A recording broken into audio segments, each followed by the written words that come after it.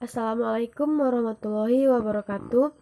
Baiklah, saya Gusdia Ananda. Pada kesempatan kali ini, saya ingin menjelaskan kembali mengenai evaluasi faktor eksternal dan faktor internal.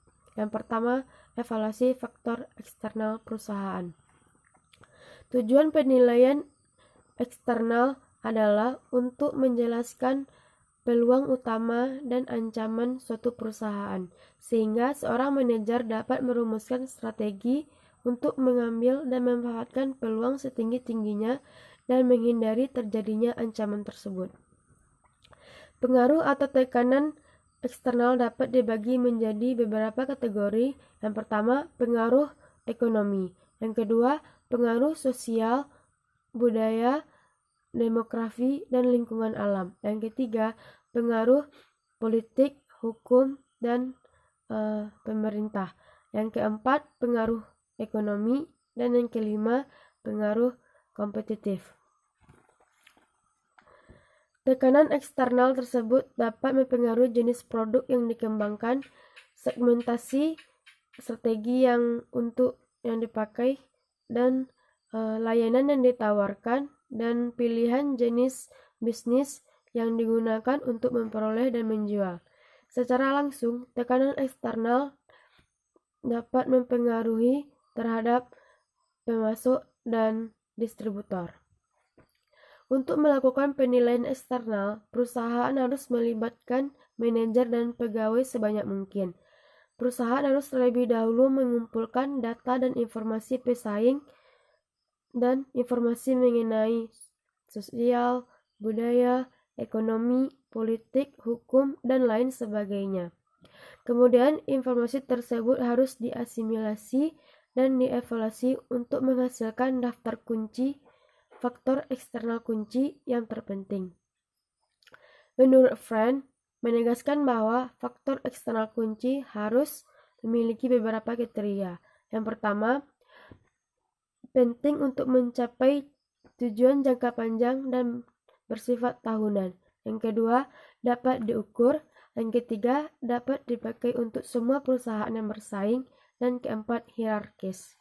Selanjutnya mengenai evaluasi faktor internal.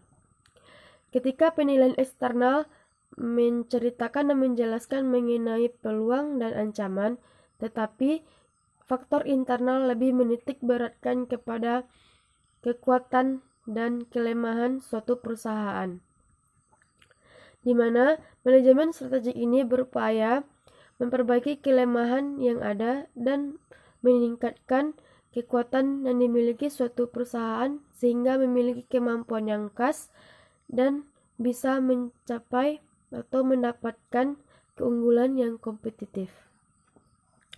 Penilaian internal melibatkan proses pengumpulan, asimilasi, dan evaluasi informasi atau operasi perusahaan.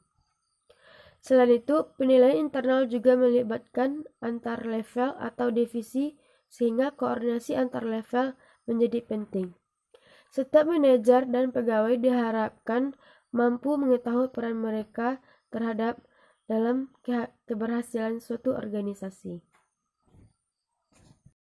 Hal ini dibuktikan pada pandangan berbasis sumber daya atau disebut juga dengan pendekatan RBV, yaitu The Resource Based Review. Pendekatan RBV menyatakan bahwa sumber daya internal jauh lebih penting bagi perusahaan daripada faktor eksternal dalam mendapatkan dan mempertahankan keunggulan kompetitif. Sumber daya perusahaan dapat dikelompokkan menjadi beberapa kategori. Yang pertama, sumber daya fisik. Sumber daya fisik ini meliputi semua aset yang dimiliki oleh perusahaan.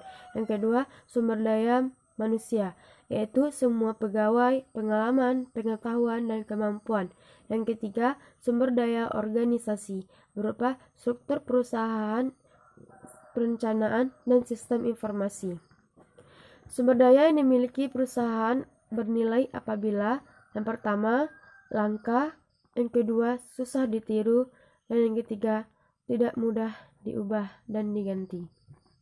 Itulah penjelasan yang dapat saya sampaikan pada video kali ini. Salah dan janggal saya mohon maaf. Assalamualaikum warahmatullahi wabarakatuh.